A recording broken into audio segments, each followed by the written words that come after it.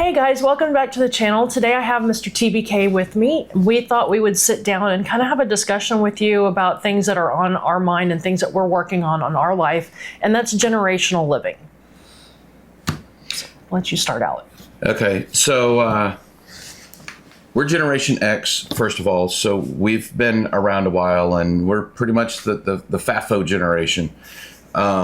Which is a good thing and kind of a bad thing as well. We were definitely raised independent, and that proved to be good for a while. But as we've gotten older, we've stopped and we've looked at the world around us, and we just don't really like where and how this country has changed as far as the family dynamic. Yeah, the toll that it takes on the family, financially, emotionally, mentally, very physically, much so. All of that. Very much so.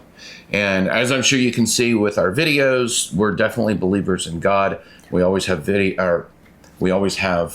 scripture in our videos. So that has a definite draw with this as well, because in the Bible, it is definitely commanded for the younger to respect their elders, but also for the elders to be respectable.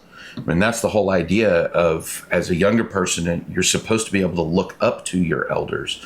And that's why they've earned the respect, not just that it's given, but that it's also earned. So it takes all of us to do that. And so now we're at the generation where we're older, now we're at the age where we're older.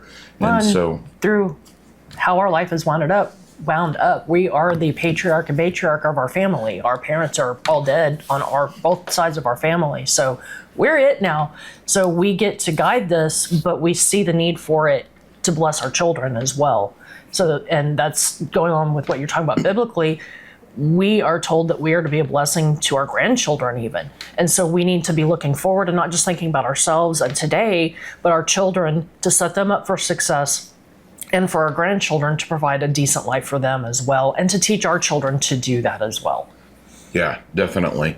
So some of the issues that we see going on, not only with our country, but actually around the world, is in general, there has been a serious defocus on God. Yeah. People have walked away in droves, be it from education, be it from TV, mass media, whatever you want to blame it on.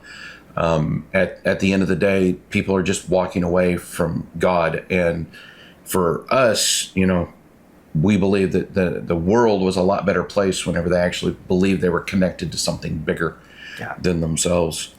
And held accountable to it as well. Yes. Not just I get to decide whatever I want, but there's consequences for your choices. Yes, definitely. So that's had a really sharp toll on the setup of the family.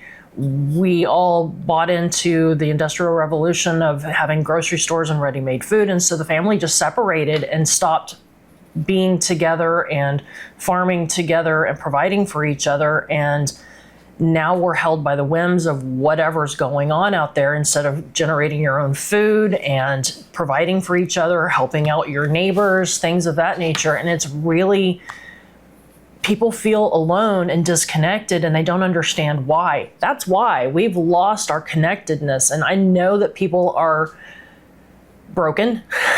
Believe me, I get it. There's past hurts in families, and we'll kind of get into some of that more later. But we've got to try to get together with those that we can, bond together, band together, and work together to make a better life for each other, instead of everybody separating and you're in this apartment, you're in this house, and everybody's paying all these different rents and fees and taxes, but get together and pay less overall so that you can do more together. And that's kind of an overscope, I think, of what we're kind of seeing here. If people are willing to do that, they can do great things together. Yeah, which definitely goes into point 3, which is the cost of living has just become astronomical. Yeah. We definitely saw it during 2020. Y'all know what I'm talking about. Yeah, and it hasn't changed. No, the prices went up on a lot of goods, and unfortunately, they haven't come back down to where they were supposed to be. A lot of companies went out there and they found out, people are willing to pay more. And so they use that and they abuse that. And unfortunately, they still haven't lowered those prices on some of these items. Some have, but a lot of them haven't. And total tangent here, capitalism is good so long as there's morality behind it. Look at Hershey. I love talking about Hershey and what he did during World War II. What a phenomenal man of God. That was because there was morality behind the man. And his belief in God made it to where there wasn't a single individual in that entire town of Hershey, Pennsylvania, who went without a job. If he needed a job, he got him a job. What a great man of God. And that's because he believed in God. And so whenever you have capitalism without a morality, you get what we have today, where you have a bunch of companies, you have a bunch of stockholders, you have a bunch of people who just care about the money, and that's all that they care about. And well, that's going to increase our cost of living, your cost of living.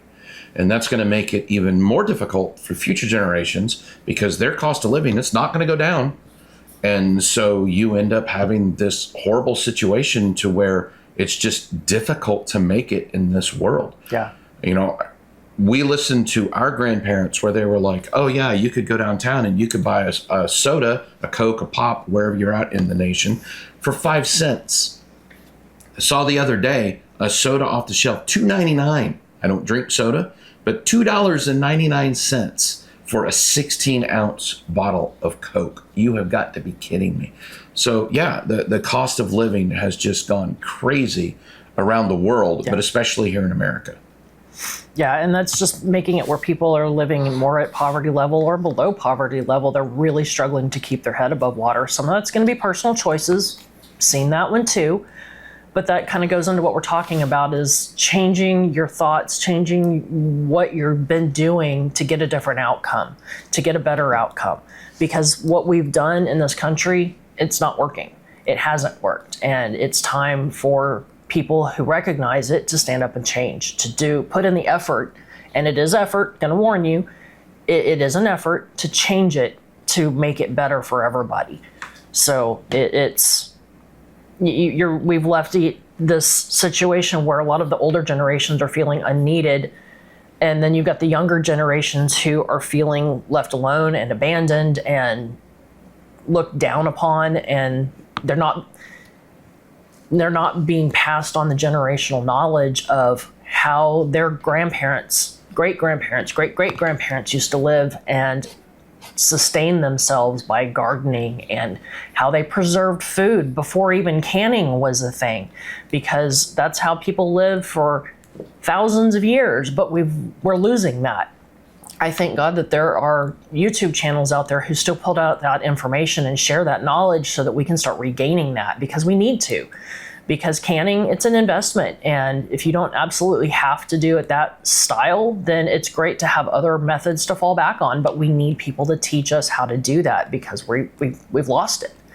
Yeah. So if we can get these groups together, the people who are still alive and have seen that as children and can pass down that knowledge to the younger generations, they can carry that torch forward for the future. And if you're one of those older generations and you have that knowledge, the younger generations are thirsty for it. Yeah. They want to have that knowledge.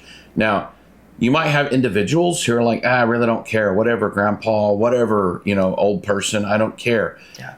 Then fine, pass that person on. But there are people out there who want to have that knowledge. A great example that I have is when I grew up, I wanted to go hunt. I wanted to do those things. But my father said, I grew up living off of hunting. I grew up having subsistence living.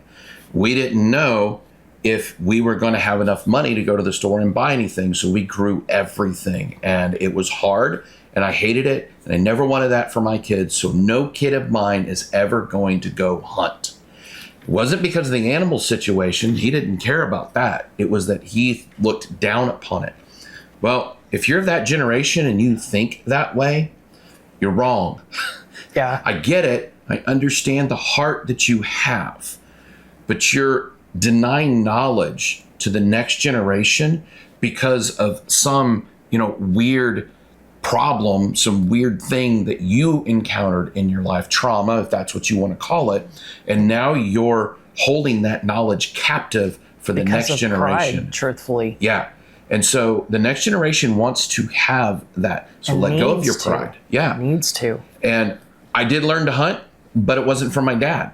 I went out and I found some ranchers here in Texas, and I'm very thankful for my brother. He introduced me to them so that I could actually go out there and hunt for the first time. And I was old enough, I'd watched enough videos that they threw me to the wolves, so to speak, and left me out in the field to do everything on my own. But we did talk about it before I went out there, and they helped me through the process. And I'm thankful for the men who were bold enough to actually take somebody who was looked at as a city slicker, even though I wasn't, but they still saw me as that. And they're like, you know what? Yeah, we'll teach you something like this. So I appreciate that knowledge. So even if it's not your family, if you have a young person coming up and asking you for that information, share that knowledge, give them that information so they can have it, because these young minds, even our minds, and we're not quote unquote young, we're leveled up pretty high at this point, but even our knowledge and our desire for that knowledge is very high. And so we're thirsty for it, and we're out there constantly watching videos. We're constantly reading books. We're educating ourselves on these things that we weren't taught. No. The only thing that, I kind of watched certain people cooking in the family, but my mom was a single mom, and so she worked all the time. She wasn't home all the time cooking and cleaning. It was very simple if she did. And, typical hamburger helpers, that kind of stuff. So very, very easy to do. It's not that she couldn't cook. She didn't have time because she worked all the time. And I was very distant from my grandparents, my paternal grandparents. She knew how to cook and she did a lot, and she knew how to sew, but they lived up way North Texas and we were down here. And so we didn't get to see them that often. And so I gleaned a few things from her, but not as much as I now would have loved to have gleaned. And then my maternal grandmother, who did live in town, she was very much older and she'd had a lot of children, and she was just tired by the time I came around. I was one of the last grandchildren of hers, so she didn't do a whole lot. My aunts kind of did. But then you have the situation like we're kind of talking about. I went to public school, we did, and so we were gone all day. And then by the time our era of Gen X came around, we didn't have home ec, and so I learned none of that stuff. I had to learn it all on my own. So Food Network was good for that. But I did get to can one thing with my mom before she died. We did grape jelly. I found Concord grapes in the HEB one day and then was stunned. I love Concord grape jelly. So I got them and she taught me how to make grape jelly out of it. So that was the one intro I had into canning with her before she passed. And so I kind of have built on that and learned a lot on my own by watching YouTube videos and reading books and just jumping in and trying it and learning what I've liked, learning what I don't, how to do it right, how not to do it, that kind of thing. And so, yeah, the knowledge, the thirst for it is there. And I'm so thankful for those who have been putting out the information on YouTube. For those of us who want to learn, it's been invaluable for me. And that definitely goes into our last point on some of the issues that we're seeing with the country, and that's hoarding of resources. That knowledge is a resource. Yes. And not just that knowledge, but also financially, land-wise, attitudes, your personal time. You're hoarding that information. You're hoarding that stuff. And it's all about self. It's take, take, take. Yeah. And we were taught through mass media to take, take, take.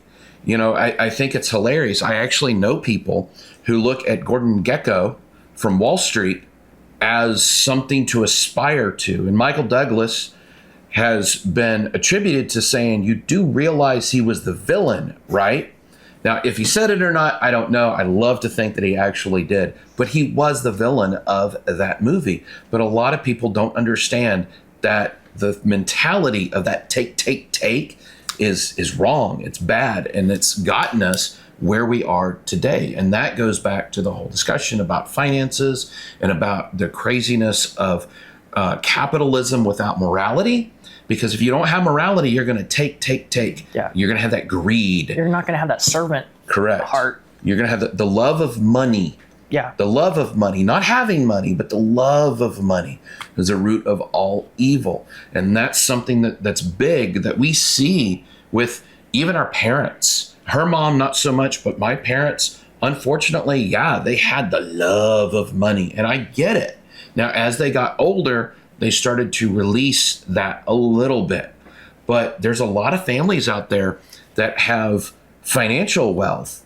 But unfortunately, the grandparents or the parents look at their children and they're like, no, I made it on my own. You go out there and you make it on your own. Bootstraps. Yeah. Meanwhile, they bought a house whenever it was $50,000, $100,000. You look at that same house now and it's worth $1, $2, $3 million.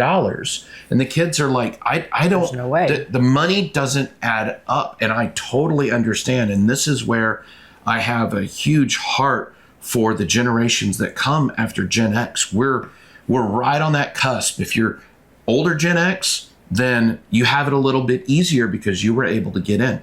We're towards the end of Gen X. Yeah. So whenever you're at the end of Gen X, now we actually got highly impacted by all the financial decisions and the lack of morality that was going on in this nation, and it shifted. And so that became a problem for us. So we definitely understand the younger generation. So that take mentality, that's a huge problem. And unfortunately, it's not only in the culture, but it's extended into all the family, which is, one of the big things that if you look at all these other items that we've talked about, that's the attitude that's actually behind all of that. It's possessions. Yes. And so to move out of that and to help fix it in your life, if you're even interested, and I assume if you're still here for this video at this point, you're interested, the biggest thing we can tell you is to bring your focus back to God. Focus on what He instructs.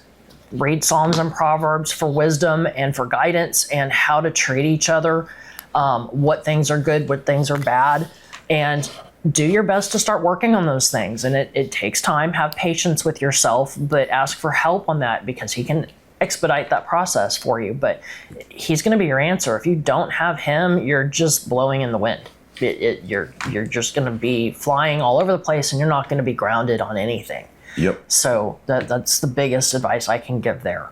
And one of the things that we are frequently asked, because I was 20 and she was 18 whenever we got married, and we are frequently asked, wow, how did you manage to last this long? Because statistically, we shouldn't still be married if you looked at statistics. Well, forget statistics. They're garbage. I get them, but you can absolutely beat those statistics by one big thing, because God doesn't care a flying flip about statistics. And that's what we do. We focus our family on God, not what society says, not what TV says. And whenever we get wrapped up into TV shows, and we do watch them, and whenever we get wrapped up into them, if there's some type of argument that's going on the TV, but in the beginning of our marriage, it would extend into us. And we noticed that this happened. And we talked to our friends. Well, if there was an argument on the TV show Friends, for example, then that would extend into their relationship. And it's, they call it programming for a reason. They're programming you to do these things and to act this way. And to normalize it. And whenever you actually look at what was going on in those TV shows, it's like, well, that literally it's all made up anyway.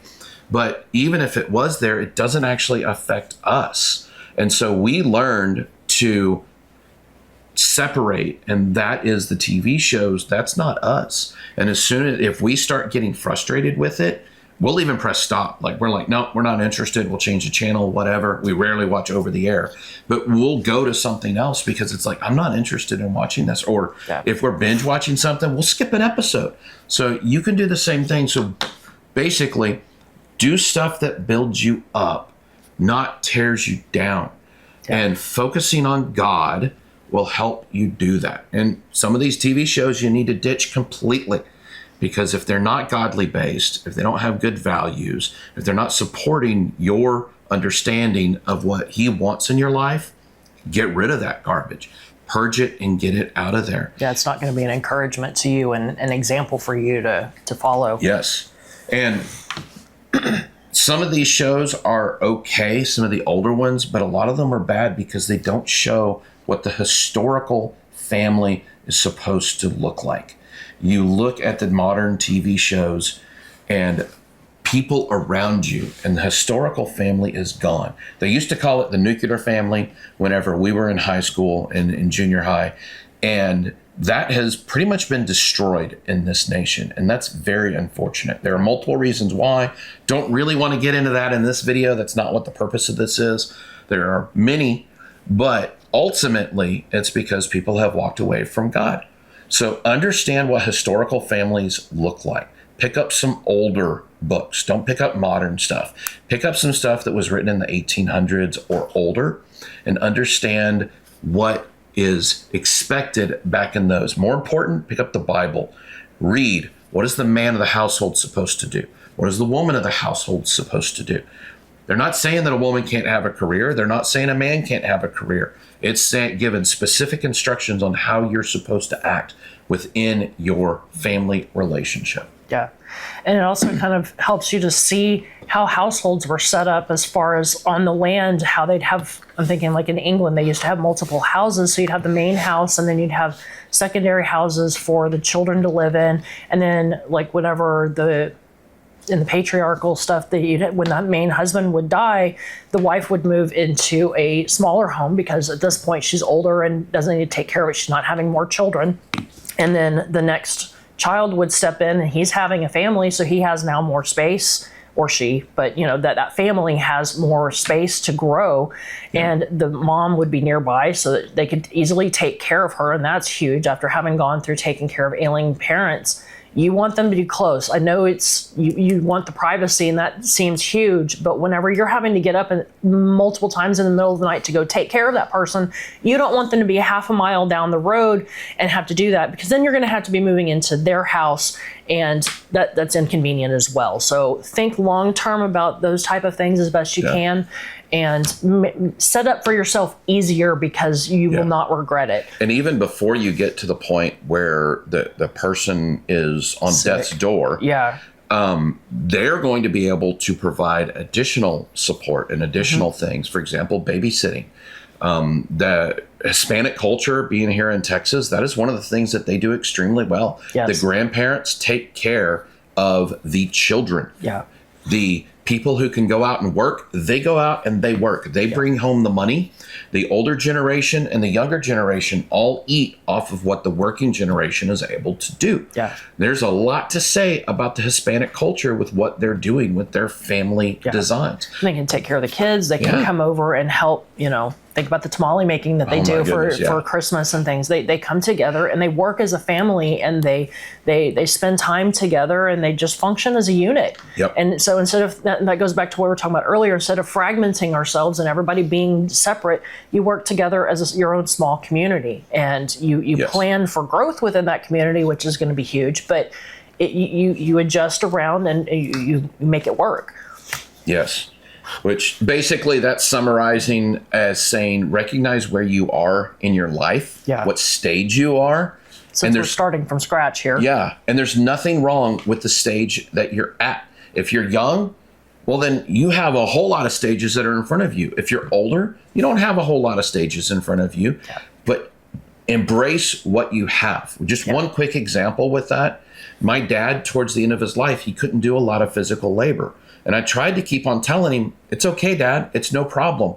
You have so much knowledge up here. The guy was an encyclopedia of stuff. He blew me away with his expertise that he had. And I'm like, just train your grandchildren. That's all I'm asking you to do. You don't have to do the physical labor. Talk to them and ask them to do these things, and show them by describing it how to do these things. Unfortunately, he didn't want to. He wanted to do. And I understand the desire to do that, but that's not understanding the stage of life that you're at. So it's very important that you focus on what stage you're at.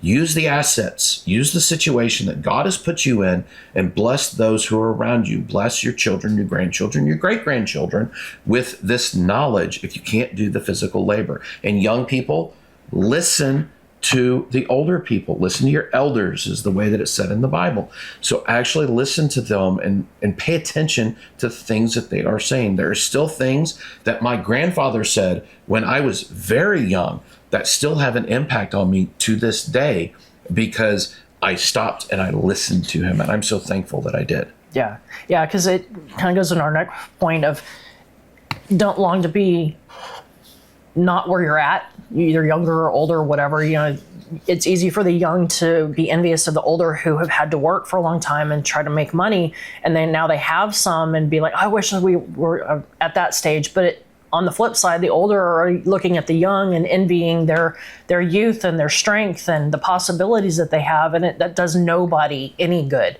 So if you need to mourn that slightly, okay, do that, but understand where you are and how powerful what you are at this stage of your life is for your group, for your family. Because if you are older and not able to do the things anymore, whether through injuries or ailments, whatever it is, you still, like you said, have that knowledge that you can pass on to the youth who don't know what you know, and they can learn it and carry on and help provide for you when you can't do anything at all. And then the youth, you can glean from the liberty that the older people have, per se, to bless you with that knowledge because they've set up for themselves their life and they're helping to provide for what's going on now with building new homes and things. They're providing the assets that you need to build a home on a place or to provide a home so that you can band together and do things. But they're blessing you with their time, with their knowledge, with their money. And so they're feeding into you, you're feeding into them, and y'all together should be lifting each other up to make what we were talking about earlier, a better life for everybody. That's the goal, is to bless each other. And that's where that servant heart comes in. If you don't have that, this isn't going to work. Yeah. If you're just out for what you can get and how they're going to help me and I'm going to do this, no. Nobody wants to be a slave to anybody else. So you have to go into this with a servant heart or it's going to collapse. And so that's a big thing, is you got to embrace who you are, where you're at, when you're going to get this started. Yep. And definitely don't be envious of where other people are. Yeah. That's our next topic here. And unfortunately, there's a lot of people who are envious of the money. They're envious of what stage they are in their life. They're envious of their knowledge or their energy. Yeah. Some might go from the younger to the older. Some might go from the older generations to the younger. But don't be envious of it. You are where you're at. And it's important that we're thankful for that situation. Remember, the Bible talks about the talents. And this is a talent situation. Don't be the man who goes and buries the talent and doesn't do anything with it, especially for the older people. You have this knowledge. You have this power in your head. And if you're not giving it to those people who are willing to listen, then you're burying that talent. You're not sowing wisely. And that is ultimately going to come back and bite your offspring or your friends. And it's going to bite them badly to where they're going to have issues because you didn't give out the knowledge. And think about that. If you had the opportunity to help somebody, but the knowledge is up here and you choose not to share it, how bad are you going to feel one day whenever you look back and go, oh man, I should have told him that. I should have helped him with that. Don't be that person. Share that knowledge. And young people, share your energy with the older people. I understand video games. We love playing video games in this household. But there's a time when you need to put down that silly game and you need to go help the older generation because you have the energy to do those things. The older generation doesn't have the energy to do that stuff. The folks in the middle, you're kind of right at your prime, but it'll wane quickly. It'll wane, and you're going to start losing your energy, and you're going to start losing the pep, and then your elbows are going to hurt, your joints are going to hurt, and you're going to start having problems. So as long as you're working with your children to begin with, or your neighbors' kids, or your community's kids, then they're already going to see you as, oh, that's Mr. Homeworld. Oh, no, he's a really nice guy. Like, he's out here, and he's helping me. Oh, wow, he had an accident. Okay, I'm going to go mow his lawn for him. Those are the type of things that we're talking about here because you're paying into that next generation. Yeah.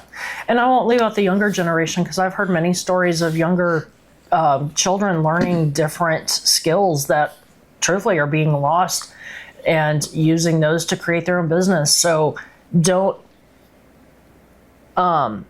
don't leave out anybody and look down on them because of their youth, because they might have knowledge that you don't even have, that you saw your elders doing. I'm talking to the boomer generation, silent generation. You might have seen your parents doing these things and they've learned how to do it through videos or whatever. So they might be bringing something that you probably should have had, but we weren't taught when in school because of the separation of family, and they're bringing that skill back into the family. So find out from everybody what skills they have, what things they can do, and don't look down on what you know. Don't think it's too small. If you know how to crochet, if you know how to garden, if you know how to do tanning and making leather and whatever it is, whatever skill you have, let people know, because it can benefit the group somehow. You never know. Yep. Which goes to the point of embracing others' gifts. Whatever they're gifted with, whatever knowledge they have, embrace it and be happy that they are bringing that to the table. Yeah. And with that, and this one is extremely important, make sure, older, younger, doesn't matter what generation you are, make sure that you appreciate the people who are around you. Show thankfulness, constantly tell them thank you. Yeah. I appreciate that you're here with me. There were so many times through our lives where we extended ourselves, where we would do things to help out our family, and it was not appreciated in any way, shape, or form. Or if it was never told to us that it was appreciated. There was a lot of stuff, especially towards the end of my parents' lives, that it was not very obvious if it was appreciated or not. So you can change that. Doesn't matter what stage you're at. If you're younger or older, it doesn't matter. If you're a young person and you've been given some knowledge from somebody who's older than you, tell them thank you. If you're an older person and somebody came in with energy and they helped you with something, tell them thank you. Build into them and build them up and show them that you appreciate what they've done for you. Yeah, gratitude is definitely key. People want to know they're loved. People want to know they're appreciated. They don't want to be taken advantage of ever. So build that into your setup and it'll do well for you. Yeah, and all of this is going to make stronger families, which is the goal with all of this, is it's to build up the family unit. And it's not just the family. She actually mentioned it, Mrs. Homeworld did. It's community. Yeah. So not only you building your family, that's where you need to initially start for most people, but you're also working on your community. So make sure that you're building that strength there, that you're building that camaraderie, and that you have a group focus on where you need to go, and talk with each other and make sure that everybody is on board with what you're doing so that you can build that family structure up. Yeah, I agree. So when you're thinking about generational living, there are some warnings that we have for you that we've kind of found and seen along the way so far. We're still learning, obviously, and there'll probably be more in the future. But what we have so far is take the time to think about this very seriously. Don't just jump into this, this is going to be great, without actually reflecting of what you actually want of your life. Because if you're going to be die-hard individualistic and not want to work as a group, you're going to be a huge detriment to the rest of the group. And honestly, the situation, the way we've kind of come to realize is everybody works or you're not going to be part of the group. Nobody is going to sit there and eat for free and take off of the labor of everybody else. It's just not going to work, and it's going to cause huge problems and rifts within the group. So if you're not going to be willing to actually work and put in whatever that level is, if you're the older person and who's giving advice and helping sit and shell peas or whatever it is you're capable of, if you're not even willing to do that, don't become part of the group. Even if you could be of huge financial benefit, if you're just going to expect to be sitting back like a king and do nothing, then that off with their head kind of thing is what's going to wind up building in your family, and that's not a good thing. So be honest with yourself what you're willing to put into the group, because it is going to take a change. Yeah. And as the younger person, same thing. Reflect, do you really want to put in the amount of labor and do the learning? Because not everybody's going to want to. Yeah. They're going to have their own problems from that, from choosing to not band together. But it is a choice, and everybody has to make it honestly. So do that reflecting and soul searching of if you want to make this move before you just jump in and think, this is great. Yeah, so basically to summarize that one, it's kind of a two-parter right there. It's you have to want to participate in the lifestyle. Yeah. If you're not willing to participate, then don't even look into it. Like it's not worth it. you're just going to cause frustrations for everybody. And with that, you definitely want to make sure that you're honest with these discussions whenever you get with your family members or a community, and you're talking about what you want to do and how you want to build this up. And if you're not willing to do something, make sure that you're upfront about it. If you have areas where you see issues, then be upfront about it. This is something that's actually burned us really, really bad in the past. So just make sure that you know where you're going with this, that you've talked through this, and expectations are set up front. Like she mentioned, if you happen to be the person who has all the money with all of this, cool. You're needed, obviously, with this, but it's more than just your money that people need. People need your time. People need your experience.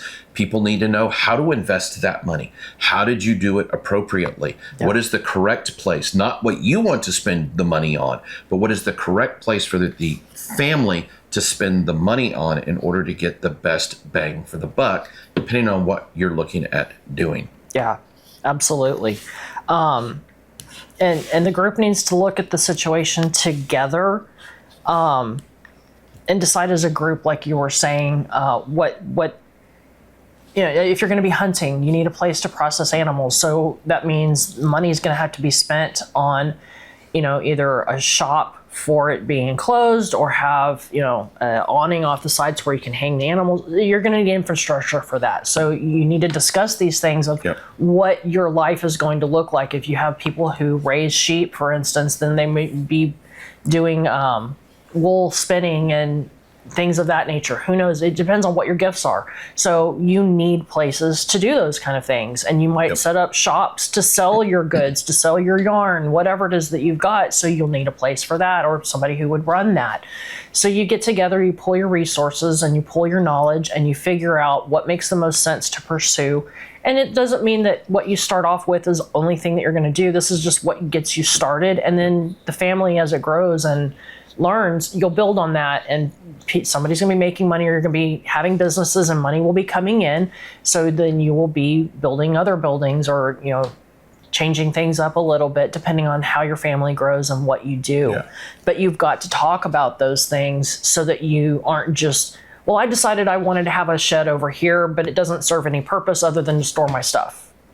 And that's you're thinking about yourself as opposed to the group. And there's a time for that, but you can't do it to the exclusion of the group. So it's going to be huge. And that goes back to typically the people with the money in the situation, they become dictators. And they end up telling everybody, no, this is what we're going to do, as opposed to being humble and saying what's best for the group. Well, I earned this money. I made this. I did this. This is my money. No. That mentality needs to go out whenever you're doing this. That mentality has to go out the window, because moneymaker, person who made the money or is currently making the money, one day you're going to be elderly. You're going to be in a situation where you need these people to literally wipe your rear end. More than likely, that's where most of us are going to be at. Do you want to have a nice place with the community being there, to where now your family is there and they're taking care of you? Or do you want them to walk away from you because you're such a dictator with your money that everybody's like, you know what, you're just not worth it. The stress that you put me through, I don't care how much money you have, you're just not worth my time and effort, because it's all about me. There's no, and that goes back to what I said earlier, the servant heart. If you don't have that, it's not going to work. It's just going to cause frustrations. You're already going to have them because you're dealing with people, but they're going to be insurmountable. And people are going to be butting heads, and there's going to be resentment, and you don't want that. You want to build a good, loving community that builds each other up and helps each other out, not tears each other down. And on that note, if you're the person who's actually out there doing labor, let's say you've decided to make a ranch and you're doing cattle, and you're a cowboy or a cowgirl out there taking care of the cattle. Well, you got a lot of hard work. You're doing a lot of busting butt out there to make that stuff happen. And you should not go in and go, well, I've been out here slaving all day long with the cattle, Now you're going to bow down to me and do this stuff. It's all a reciprocal relationship. Yeah. The money person shouldn't do that. The person with the nursing or doctor knowledge and a lot of generational thinking, you should have somebody who's actually studied that stuff. I'm not saying you have to go get your, degree, but have that knowledge and understanding. Well, you shouldn't hoard that stuff. And it goes back to the servant ideal with all of this, to where no matter where you're at, labor, money, nurse, intellectual, whatever your job is, that you're contributing your abilities to the entire group so that the group does better. Now, it's kind of like socialism, but it's not really socialism because everybody's actually working with to the best of their ability. Yes. Yeah, until they can't work anymore, kind of thing. Correct. And with all this, unfortunately, feelings are going to get hurt at some point. Yes. Yeah, and so with that, it's very important, if you have family trauma that has happened before you start broaching this, that y'all got to work it out before you start this up, or it's just going to fester and it's going to explode when you're trying to build this. And it also lets you know if y'all are willing to work peaceably together and move past old behaviors and old mistreatments, whatever it is. It could be anything, really. But if y'all aren't willing to get past it, you're not going to work together. You're not going to be willing to serve each other and humble yourself enough to do that. And so that lets you know that these people aren't going to be your group, unfortunately. Or these people are going to be my group. We have, there was misunderstandings or changes in behavior, and now there's forgiveness, and you're moving forward together and helping to build each other up. But you really need to know that before you just jump into this. Yes. And that will lead you on your decision making in the future. And if you can't move forward with family, then you're going to have to find a like-minded group of friends or neighbors, something, and just try to build a community that way. It'll be different. It won't be what a best case scenario, but it'll at least be something. Yeah. And it is very important on the subject of forgiveness. Whenever you forgive, you've got to let that stuff go. Yes. I'm not saying you have to forget it. You can still guard yourself depending on what the trauma was, what the situation was. But a lot of it is just silliness. Just let go of that garbage, get over yourself, get over the situation, and carry on and move forward. And that's true if it's family or if it's the community. Yeah. That doesn't matter at all. Because you can get in situations where you're doing stuff and you pull up stuff from 15, 20, 30, 50 years ago. What are you doing? Just stop. No. If you say, I forgive you for something, and yet you're bringing up something that is that old and uses that as a bludgeoning tool whenever you get into an argument, shame on you. Yeah, now you're in the wrong. Yeah. No, don't be doing that garbage. Yeah. So, but like Mrs. Homeworld said, if you cannot get past that, if the trauma, if the situation was that bad, then you don't want to be in a relationship with these people anymore. And so you don't want to have a community. You don't want to have a family, generational living with these people, because you're always going to have that hurt that is going to be there. And it is going to be a problem for you. So, and I had to let go of stuff whenever we moved. We sold our dream home and we moved, and we've been doing this generational stuff now for quite a while. And I had to let go of some stuff that was in the past, but it was way in the past. And so let go of it, move forward. And I was willing to do that. Yeah. And with that, as another point I didn't really mention, for those who you can't get past it, or the offender is still doing those things and they're that horrific, it's not just unpleasant, I'm talking like really bad, do not have those people in your group. Keep them away from you, from your family, from your children, your grandchildren. I'm sorry, but cut them out. There are certain people who you just walk away. You do not continue interacting with them. They're that toxic. They're that problematic, and they will not. They're evil. Yes, they are absolutely evil, and you do not welcome evil into your camp. Nope. Save yourselves. Keep it out of your house, keep it out of your land, out of your property, build that hedge of protection, ask God for it, and absolutely ostracize them, keep them away from you, and warn others. And I think you guys probably understand what we're talking about here. If you know of others who are starting to become friends with that family member or community member who you know is questionable or has done stuff to you or your family and has impacted you, warn others. Let them know. It's that person's choice is that they heed your advice or not. Yes. But unfortunately, evil people will do evil things. And all we can do as godly people is to avoid and help others to avoid those people. And with all of that, obviously, you can tell we've gone down this road. Yeah. We've been doing this for quite a while now. One of the things you'll see on this channel is you'll see other videos where we're growing stuff in the garden. You'll see that we have livestock. We are doing the generational living, and we have been. This has actually been something that we have been talking about long before the coup happened, whatever you want to call it, in 2020. Yeah. Long before all that junk actually went down, we were already asking our family members, our parents, to start thinking about this. Her mom lived with us for a while.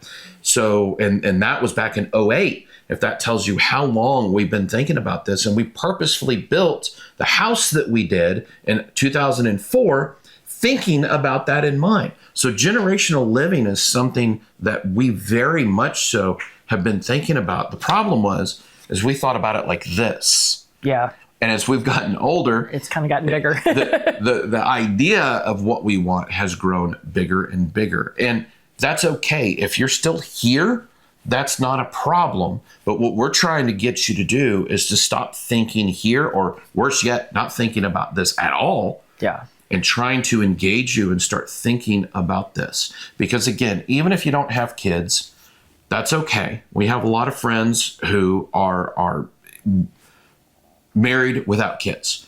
And that's okay. If that's you, you can still add to the community, because there's still going to be family out there. Well, if you are in that situation and you don't have kids, who's going to take care of you whenever you're older? Who's going to wipe your rear end whenever you're not able to do it? You get into a community of people, you're no longer stuck within the situation of nursing homes. And that's a whole other video.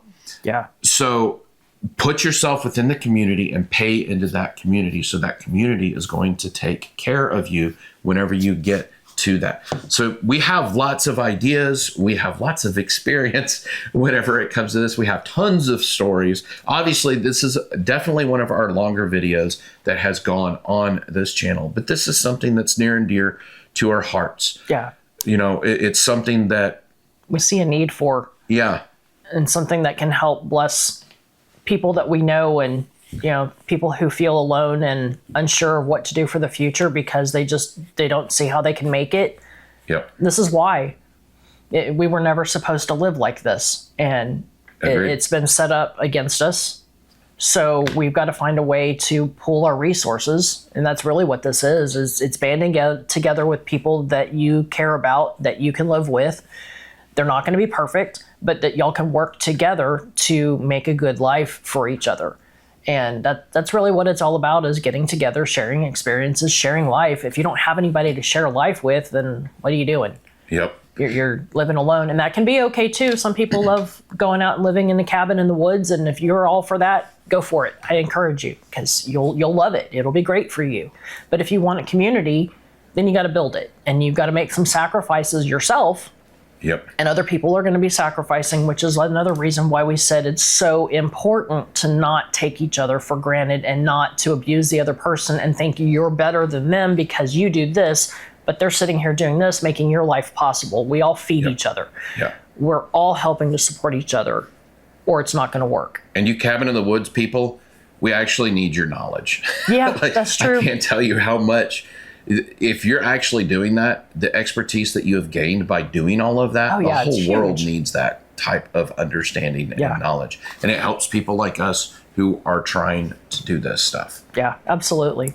So we hope that you enjoyed our discussion, and that it helped bless somebody out there. That's our heart's desire, is to share what we've started gleaning by going down this road and things that we've learned.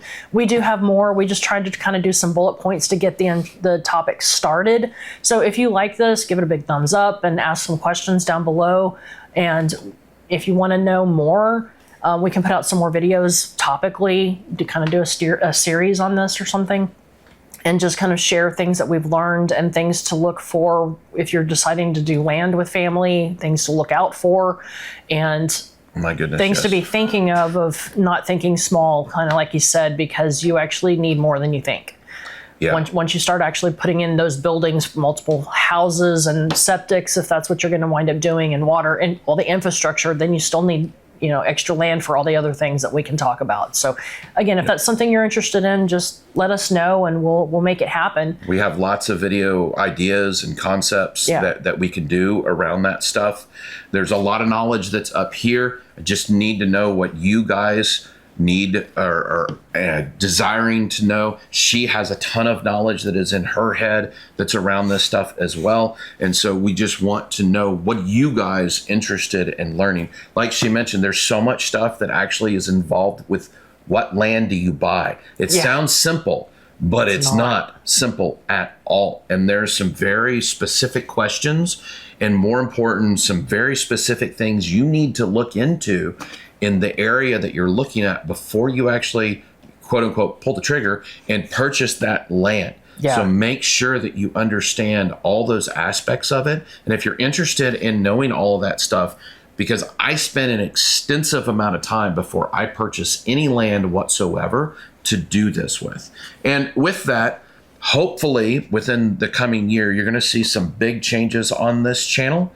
Yep. You're going to see some massive moves that are going on here, and we very much so are letting God lead our lives in this area. Yeah, because we didn't choose this land. We moved here to help his parents in their elder years, and so there's a story behind that one. If you're interested in that one, then we'll definitely be happy to. And that goes back to making sure that everybody is on board and everybody understands when they leave the discussions of what they're to do and not what they shouldn't be doing. Yeah, absolutely. So but big changes in the next year, hopefully, and we're excited to share those as they come up with you guys. Yeah.